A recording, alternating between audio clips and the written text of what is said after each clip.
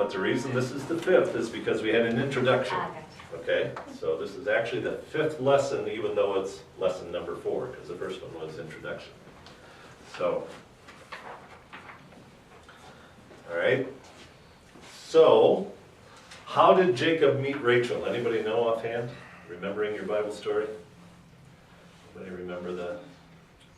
Last week we talked about Jacob having to leave because he stole the birthright from Esau, because Rebecca thought his mom, thought Esau was going to kill him.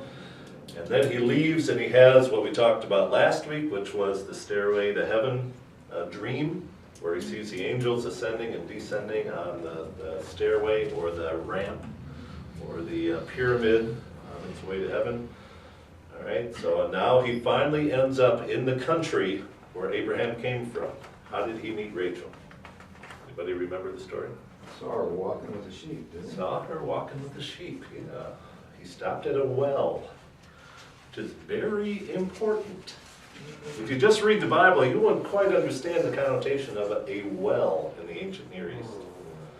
Okay, it has a lot of connotation. We talked a little bit about it already with another meeting at the well. Anybody remember the other previous meeting in Genesis, where somebody, male, met a female at a well? And Rebecca. Right, the servant of Isaac met Rebecca also at a well. And that also insinuates that Rebecca thought the servant was going to be her husband, not Isaac. So she was ready to go with the servant, expecting to be the husband of a servant, not to be the the wife of a servant, as opposed to being the wife of Isaac, that servant's master. All right. What did Laban expect when Jacob arrived? Anybody know? It's kind of a difficult question. Didn't he Marry expect, the eldest daughter, wasn't it? To marry the oldest daughter. Okay, you're starting to project ahead again, but yeah. didn't he expect goodies? Yes. He expected a lot of goodies, because what happened the last time when Isaac's servant came? Nose ring? No. He had camel load after camel load after camel load of goodies.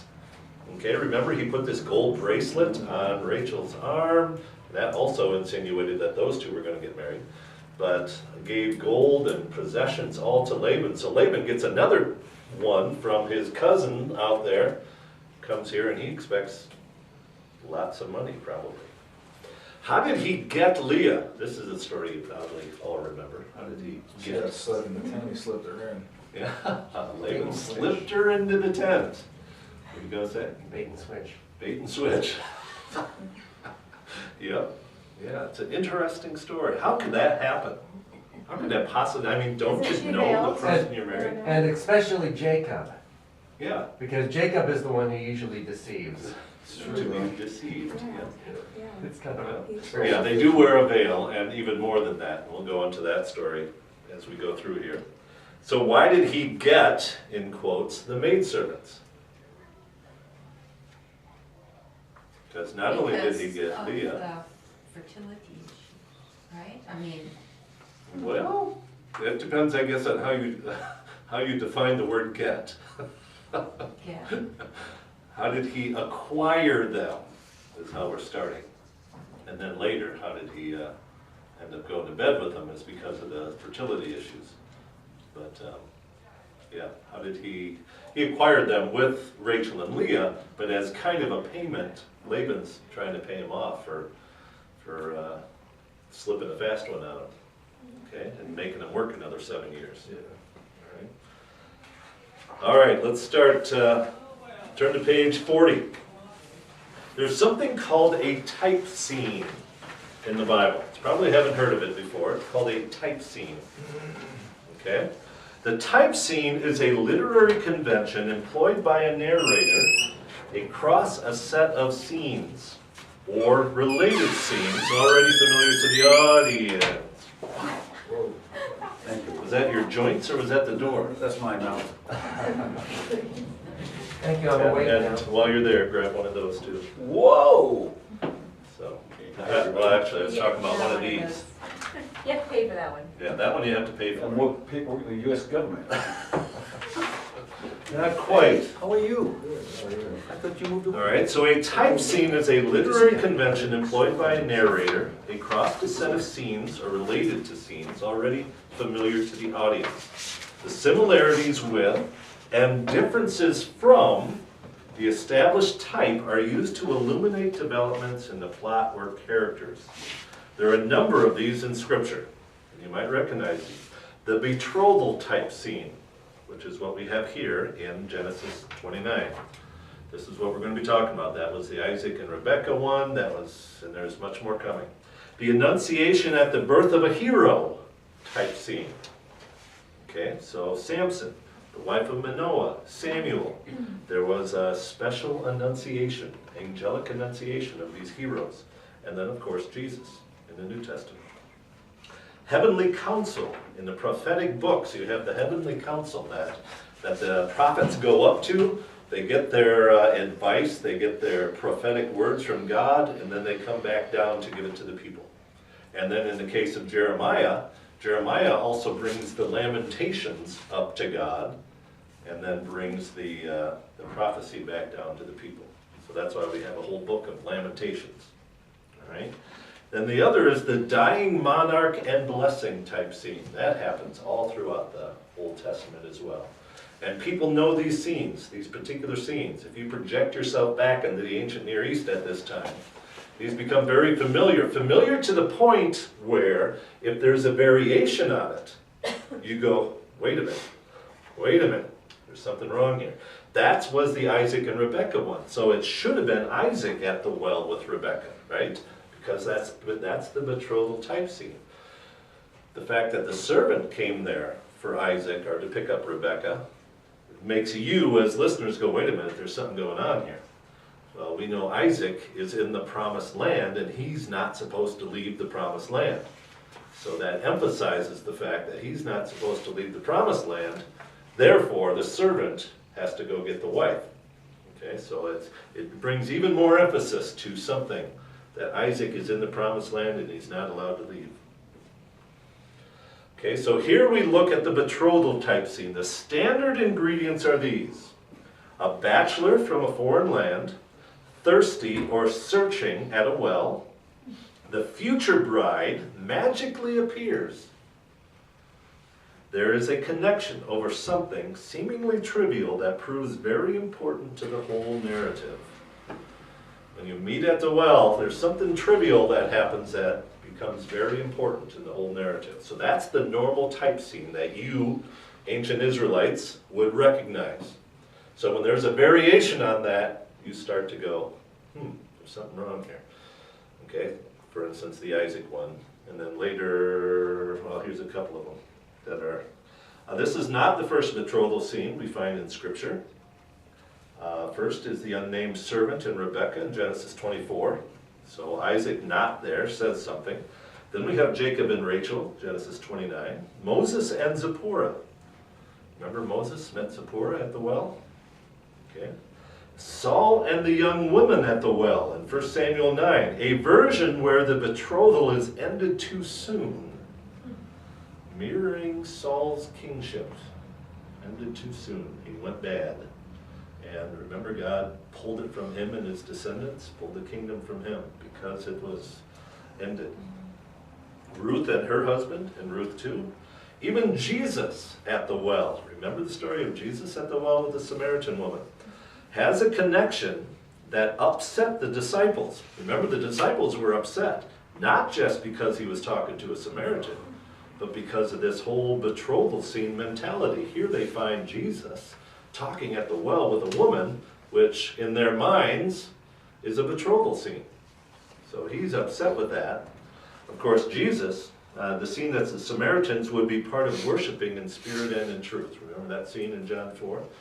Well, Jesus is talking about including the Samaritans in with the Jews. So it is a betrothal scene, okay, but on a spiritual level, on a wider scale. So it is a betrothal scene with Jesus there, but he's marrying or pulling in those non-Jews. He's pulling them into the kingdom. which of course is good for us, right? All right, I'm just going to summarize the passage. We're not going to read all 2 of the chapters. Page 41. Jacob comes to the land of his father Abraham and finds a well with a lot of shepherds surrounding it. Okay, squeak it really, yeah. All right, he comes to the land of his father Abraham and finds a well with lots of shepherds surrounding him. We're on page 41, aren't you? He asks them if they know of Laban, and they say they do. In fact, his daughter is coming right now with the sheep. Jacob saw Rachel, rolled the stone away for her, and told her that he was a relative. When Laban heard, he ran and embraced him. Remember, we talked about Laban thinking it was a little bit more than just family coming. There might be some goodies involved here.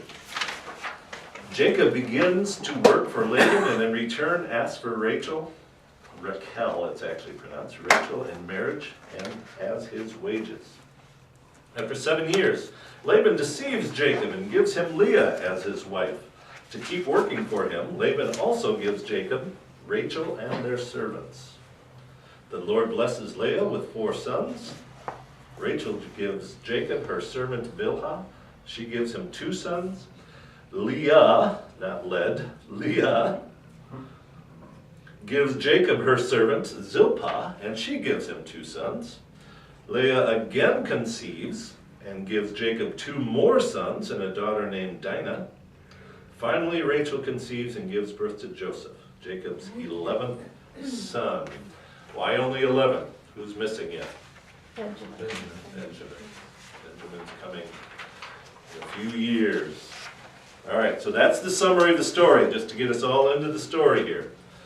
There's some literary nuances here, and from what I've read, and I guess I agree, this is the richest passage in the Old Testament as far as literary techniques, the use of nuance, and I only, in these 3 pages, I only covered maybe half of them, just because time constraints. You have all kinds of different things. Now what you don't have in your NIV, if you have an NIV, what's yours right here? Read verse 2 for me in the NIV.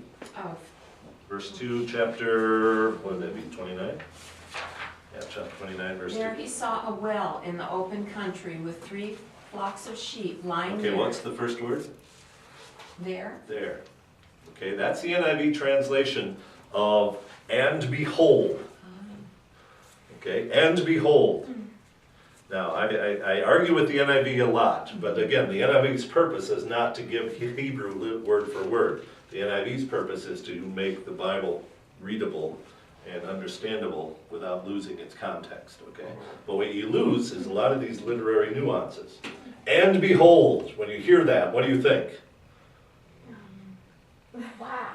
Wow, or here's a surprise, or here's something. Listen up here. Behold. Listen up here. The angels did that on the birth of Jesus, right? Behold, I give you glad tidings of great joy, right?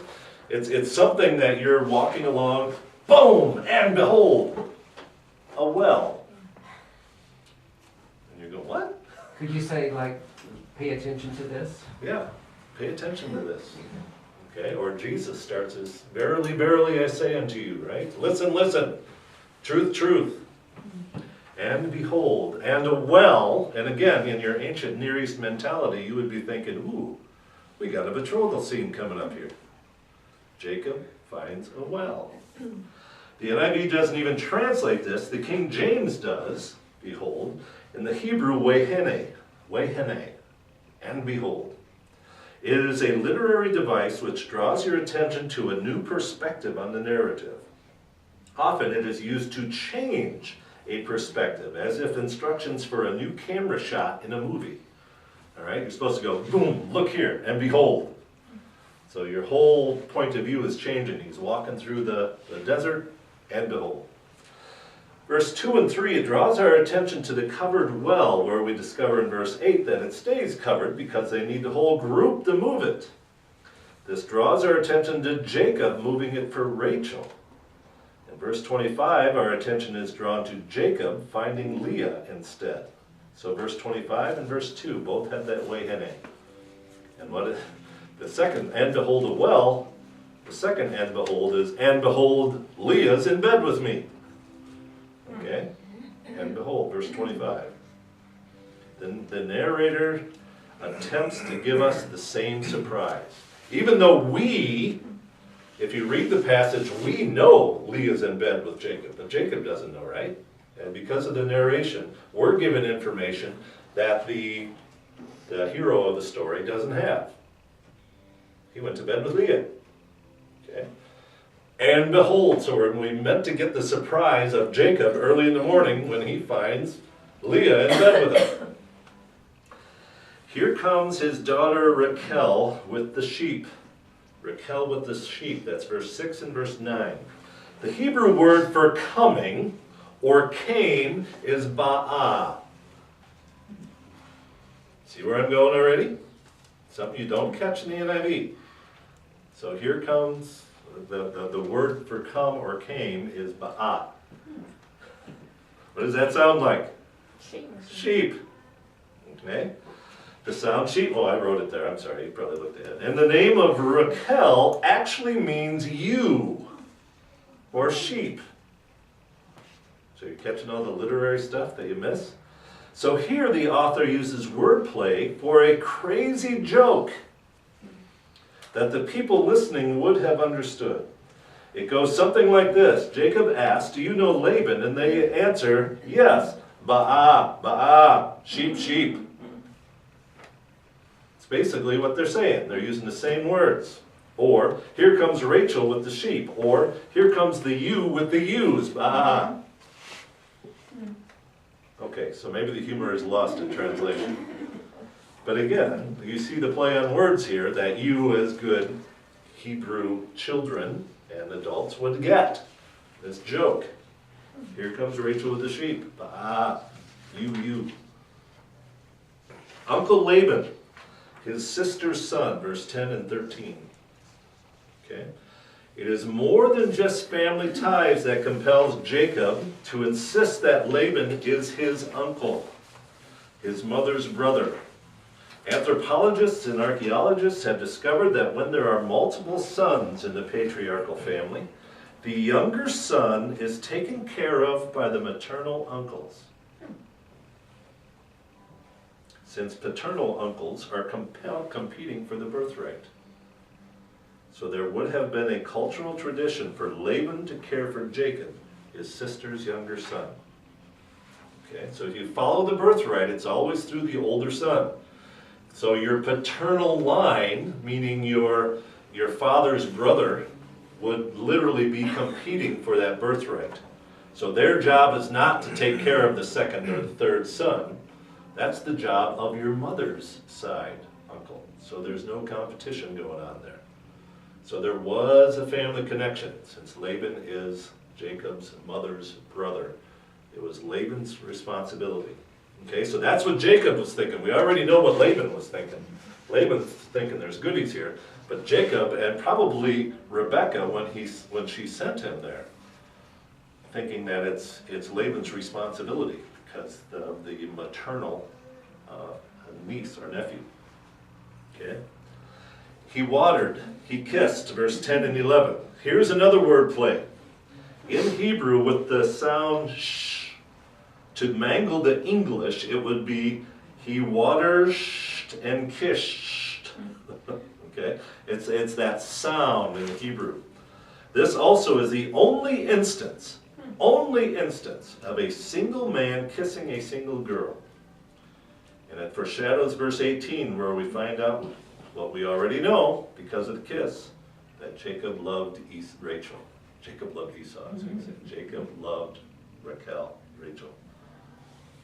Jacob went over and rolled away the stone from the mouth of the well. Now we pass over this all the time, right? Don't read ahead. You guys are reading ahead. We pass over this all the time in the narrative, and we don't get it. But remember, all the shepherds are waiting to get enough shepherds there to get the stone off the top of the well.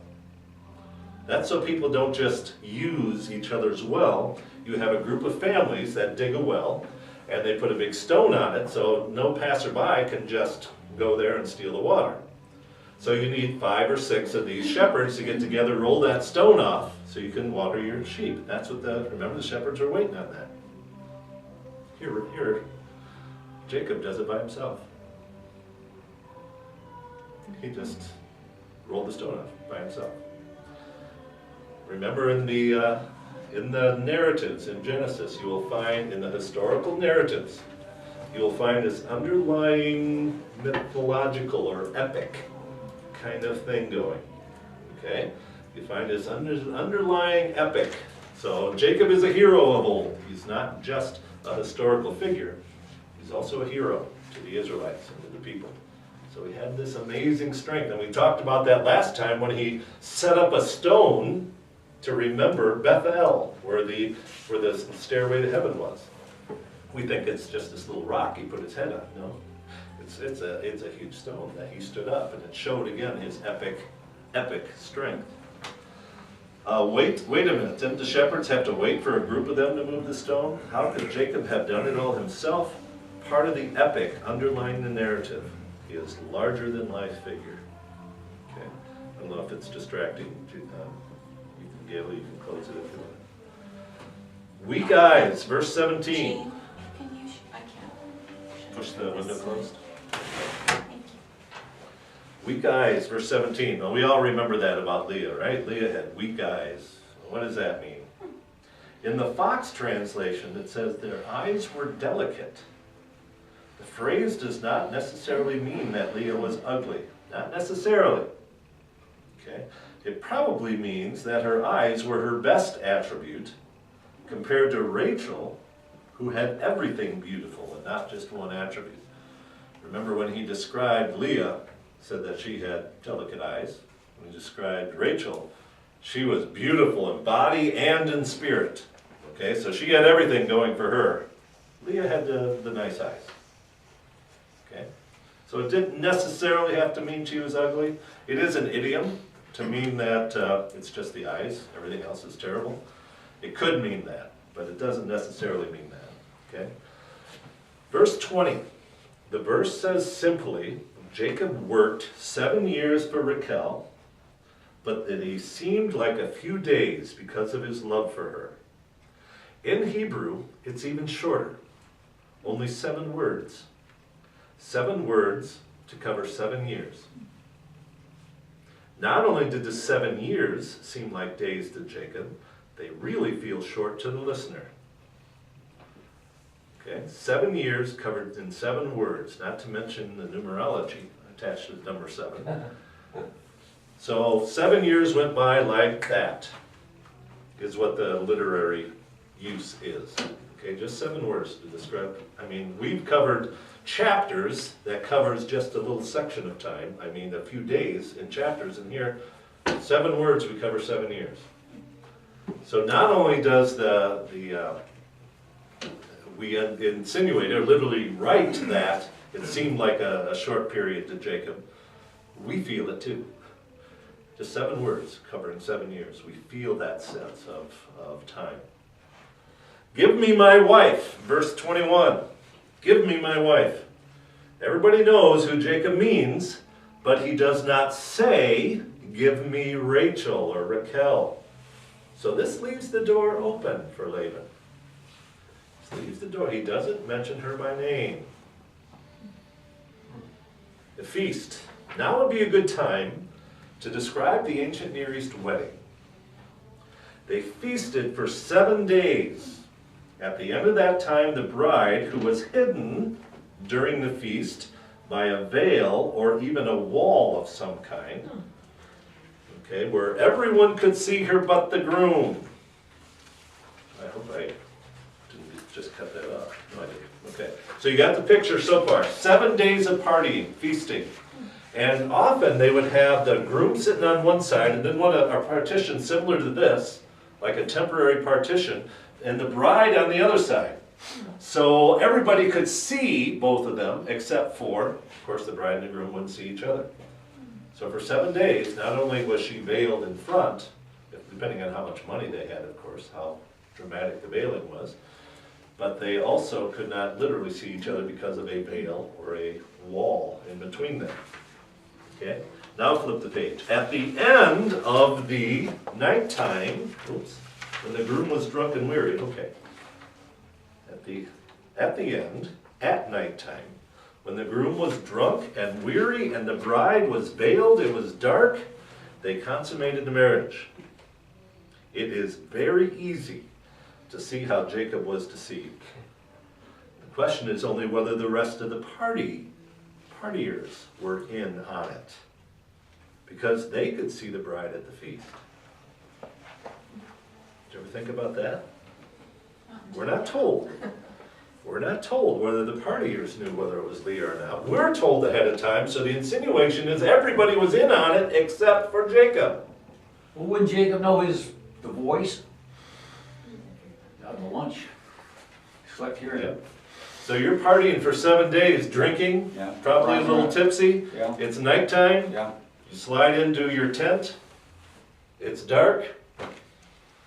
You just described my description all the Okay, so it's very easy to see how, but yeah, we keep thinking, didn't he just go Common inside? sense There says- had to be some light somewhere, the way she talked, the way she felt, I don't know. Okay. Verse 23. Here the NIV, I believe, is wrong in its attempt to make the verse clearer because you lose the nuances of it. Verse 23. Here is the Fox translation. Now in the evening he took his daughter and brought her to him, and he came into her. Okay, that's the whole story of Jacob finally going to consummate it with Leah. From this verse alone, you would have no idea who's who. And that's the point of the verse, because Jacob didn't know that it was know who she was when he slept with her. Okay, so if I just said to you, without you knowing the context of the Bible, if I just said, now in the evening, he took his daughter and brought her to him, and he came into her. Huh? Maybe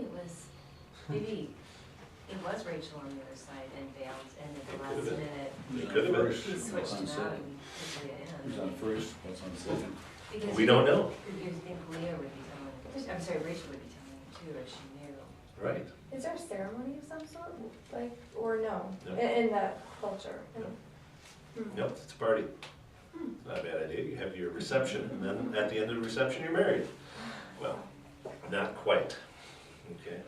Now, the way you're married, there's no paperwork in the Old Testament for marriage. Okay, there's no paperwork. Basically, you're married when you consummate the marriage. That's when you're married. When you break that, what the Bible calls one fleshness, when you break that, you've broken the marriage. Now, in the United States, officially, there are kids that probably all of us know that have been married to 20 different people, right? Before they're the age of 20, all right?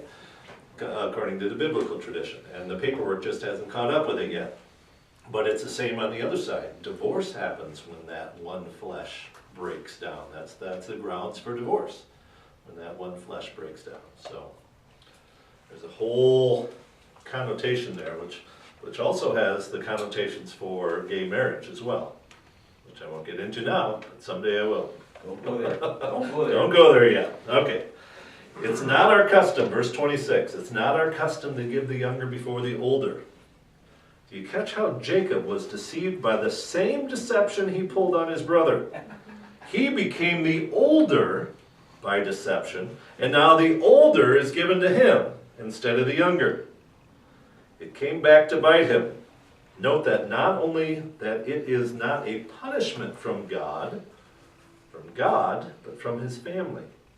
The listener of the day would recognize a slightly tongue-in-cheek punishment meted out on Jacob for his deception. Okay, God has given you the promise. He's given you the birthright and the blessing, Jacob. But you're going to have to deal with your deception issues. And the first way you're dealing with it is by your family pulling one on you. Not just the first one, but God also has a sense of humor. Yes. Yeah, what goes around comes around. Yeah. Okay. Leah was not loved, verse 31. Fox says hated, and I think your NIV, or your King James, if you have a King James, it would say hated. But the NIV softens it a bit. A better word would be rejected. She was rejected as a wife. In other words, he would not sleep with her.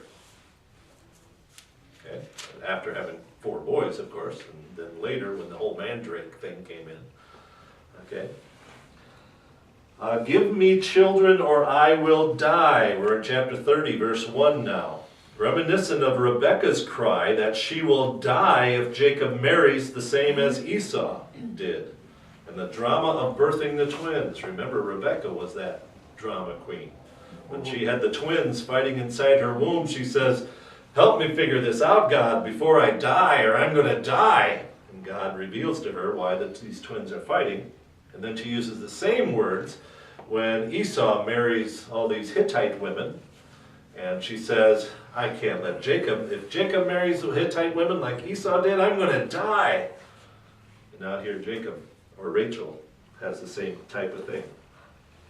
So Jacob picked a woman like his mom, I guess. Reminiscent of Rebekah's cry that she would die if Jacob marries the same as Esau did in the drama of birthing the twins. Mandrakes. Does your Bible say mandrakes? There are some unusual Bibles that will say love apples. Mine says mandrakes. Okay, verse 14 there of chapter 30. Love apples. Hebrew is dadim, a plant that's supposed to have aphrodisiac powers. If you look at the picture I put there, it's a mandrake root, thought to look like a naked human form. So it was given aphrodisiac properties and prized in the ancient Near East markets. Papyrus from the ancient Near East show the cost of a few roots, say that fast, a few roots were more than a month's wages. Just to get a few of those. Okay? So, the whole trade that happens between Rachel and Leah so that Leah can once again sleep with Jacob. Take, verse 15, a common theme in Jacob's cycle. Repeated again here. Jacob took a lot of things. Took a lot. Now things are being taken from him and for him and with him. And take, that word is used a lot. May the Lord add to me another son, verse 24. The fulfillment of this wish would cause the death of Rachel, and the heartbreak of Jacob. Because Rachel has Joseph and then says, may the Lord add to me another son. And what happens when she has Benjamin is she dies giving birth. All right. Let's spend a little time looking at the names here. Well, any questions about this? Do you see how just a surface reading of this passage you would miss so much? Okay. Any questions about it? Well, I just thought, it sounded a little like that Abraham and Sarah too, where it says in verse 2, am I in the place of God? You know, Abraham. Oh, yeah. I Yep. seem to remember that he had some such comment when she complained. Yep, when Sarah complained about being barren. Yep. Jake was a self-centered individual. Somebody should have slapped him around. So why did God make him a patriarch? Because God uses God us, uses it. us Yeah. self-centered individuals? Yeah, very true. Yep. All right, verse 45, the names. Remember, names are always significant in the Old Testament. Anybody here believe in nominal determinism? I do. I struggle with it. What are your children's names? David and Jonathan. David and Jonathan. Best of friends. Very good. Okay, I've given this story before. I worry about how I name my children, whether that had an influence over the outcome. Now my kids are late 20s and early 30s. You're looking at me pretty... Well, I'm just thinking of my name and thinking, okay. Okay. I don't Does know. it, nominal means name, right, nominal. Does your name determine who you are? Okay, now on a surface level, traditionally you have a pretty good idea of an African American by their name. Okay, now does that help them or hurt them? I named my oldest son Jonathan, loved of God. Great name. But right now, the only people that can love him is God.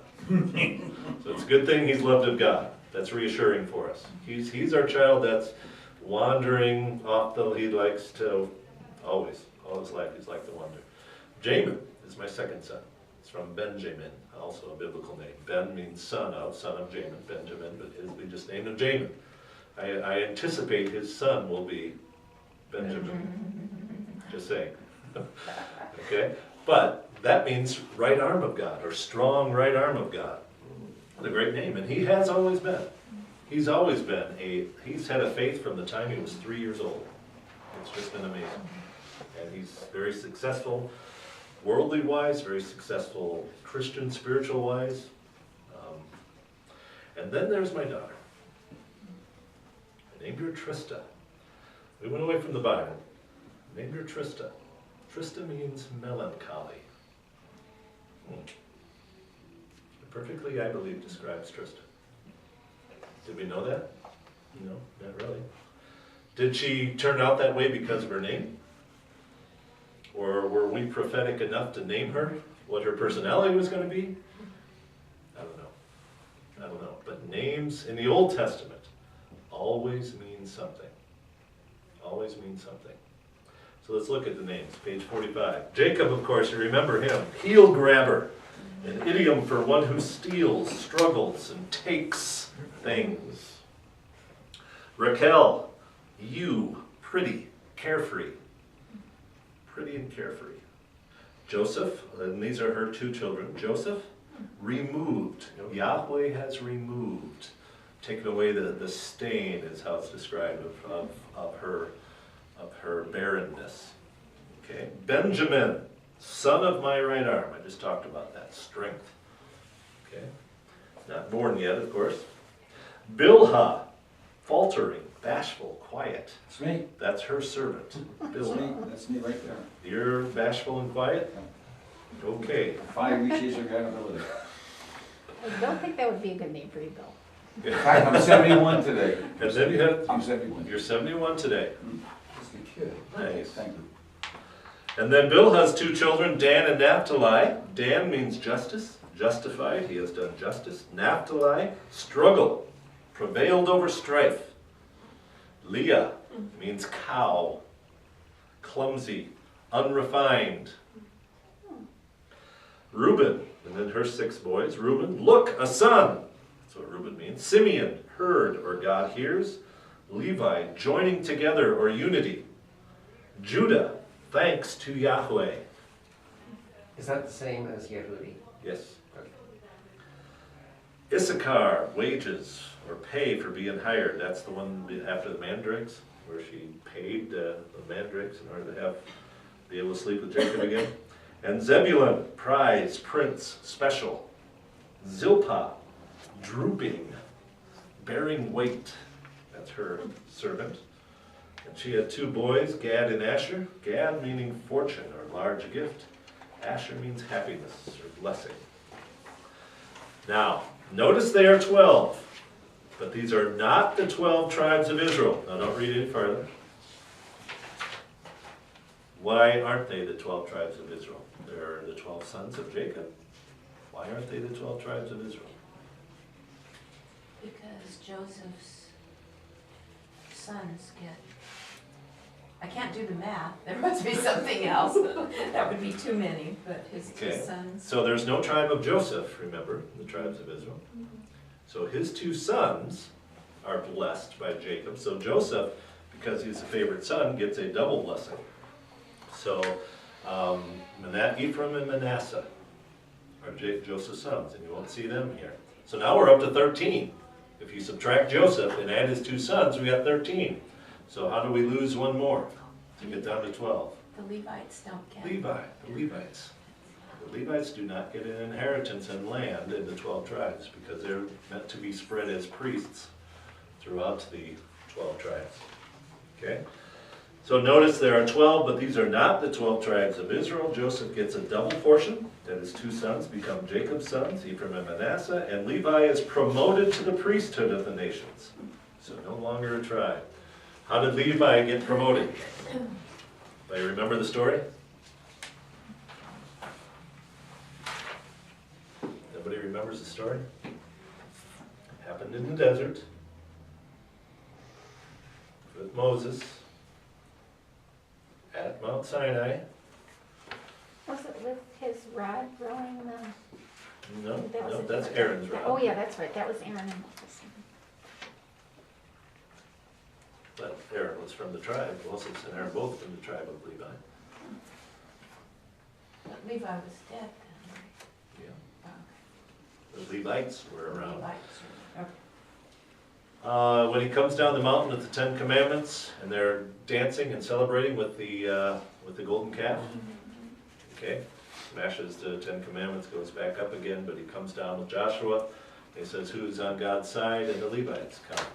And they kill a large percentage of all the other Israelites. The Levites stand with Moses. So they get promoted based on that. 46. So what did the Hebrews hear? Now picture yourselves again in the desert. In the desert with Moses, probably in the 40 years of wandering. These stories are being told, they're being written down. They're building an identity for you as a nation. What did the Hebrews hear about the birth of the 12 sons? And what are they thinking? Especially what they know now about their mothers or their ancestor. Obviously this is all speculation, but what do you think they're thinking?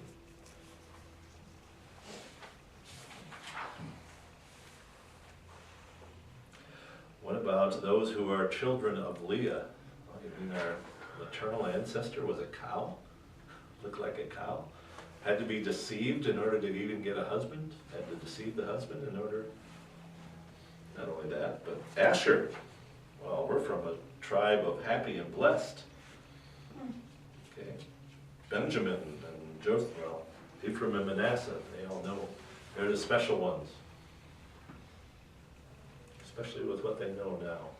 We're covering in the Minor Prophets and Men's Bible Study right now, and especially in the prophetic books, Israel is referred to as Ephraim.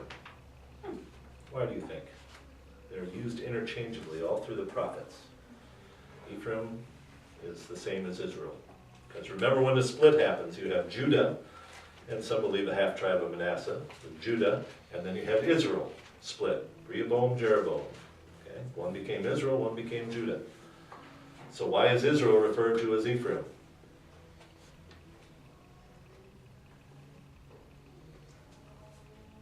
Love these questions, don't you? I can see that. I almost see little puffs of smoke coming out of your ears from the gears turning. Because Ephraim was the largest tribe. Ephraim was the most blessed. He was the largest tribe. Remember, Ephraim is the youngest child of Joseph. Manasseh was the oldest, and Joseph puts them on Jacob's knee to be blessed. And what does Jacob do? He crosses his hands. And the right hand goes on Ephraim and the left hand on Manasseh. And Joseph tries to stop him. And he goes, no, wait a minute, it's Manasseh's the oldest. And Jacob says, no, I'm blessing Ephraim. He received the firstborn blessing. He received the firstborn blessing, even though he was the second child, which is another theme through the whole Old Testament. Yeah, We're getting those now, right? The theme through the whole Old Testament, the blessing of the younger child, the barren woman, all of that. So Ephraim is the most blessed tribe after Judah. So Judah is the main tribe on the nation of Judah. Ephraim is the main tribe. And there's evidence, archaeological evidence, that it's probably Ephraim made up of 40% of Israel was from the tribe of Ephraim. So calling Israel Ephraim was the same thing as, it's the same thing, synonymous. What lessons can we draw from this narrative? We had one already that Bill mentioned. What was the one you mentioned, remember? How did you describe Jacob? Self-centered. Yeah, and who else is self-centered? I am. I am, yeah, me too. I am. So, okay, but God can still use us, right? Amen. God still uses us cracked pots. Well, any other lessons you see in this?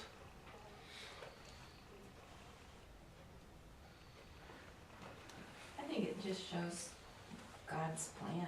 I mean, he doesn't, you know, we can have our plans and do our thing, but, you know, he's gonna Yeah. make his plan happen. Yeah. And he's Basically. had it from day one. Works in peculiar ways. Yeah. Yeah, it's kind of like, God's in control, just deal with it. Yeah. Yeah. And we're starting to see something here too that I want to draw your attention to as we go through. We talked about, we got Abram, I'll just put Abe, Isaac, and Jake now, right? That we're working on. All right? So so there's this level that's one thing going like this, and another thing going like this. Chiasm. Interesting. But remember we talked about epic versus historical. Okay, so we got Abraham is actually a figure that has more epic than historical in him, in his narrative. Okay, he's one of those heroes of old. He has a special birth, he comes from a special place, he gets all of this. It has some historical with him. We get to Isaac, and Isaac is like that crux of the chiasm, that he's that person that you're not quite sure who he is, because he never leaves the land. He only has one wife. He is Israel. He's the land. He represents Israel, the land. That's the epic part of his nature. But now we're getting into Jake, and when you get to Joseph, you almost run totally out of epic. There's no more epic as we get more and more historical beyond Jacob. You can even tell in the narrative, even in the English part of the narrative, but the Hebrew especially has this cross of epic and historical in the rest of Which the would be narrative. illustrative of a changing viewpoint of man towards God Okay, and towards country. Okay. That's good, Gene. all right, so we have this going on. We still notice just a little bit of that epic. I mean, he rolled the stone himself, he set up the stone himself, he has exactly 12 boys, come on, seriously? All right, you know, and the magic number 12, and the sevens that we talked about with 7 years working. So you see a little bit of epic and going on in Jake's life, but it's becoming less and less as we get more historical and less epic, as we get more realistic for those Hebrews that are hearing this too. They all know Joseph. Was this all originally oral history? Yes, Okay. yes. Okay, Because that explains some of the numbers. we got a little bit of time yet to talk about it, but yeah, but that's all a big part. We cover that in the ancients, because that's when there's very little historical. It's more epic in nature and even mythological in nature. I'm not denigrating epic and mythology, because you can have truth in that. We have this tendency to believe that we only find truth in historical fact. You gotta remove that. I mean, Jesus told parables. They're not historical facts, they're parables. He told stories, and through the use of stories, you get truth. So basically what we're doing is we're shifting from storytelling to chronicling. Yes, yes. And when we get to David's time, then we have literally a change in the narration as the style and everything happens as we get into the age of the scribes, documenting everything that happens in the kingship. So then instead of covering epochs, covering generations and of time period, you're covering specific days. We know what certain kings did on specific days because they had a scribe there writing it down. They're chroniclers, right? So. all Going right. more from myth to, I guess, almost science. Yeah. Historical narrative, it's called. Historical narrative versus epic. All right. Any other questions? Very cool. Next week then, we get to another deception. Jacob pulls one on Laban. Okay. Genesis 30 to 30 and 31, the rest of 30 and 31. How did Jacob increase his flocks? What did Laban do and why? And what is Mizpah? Remember Mizpah?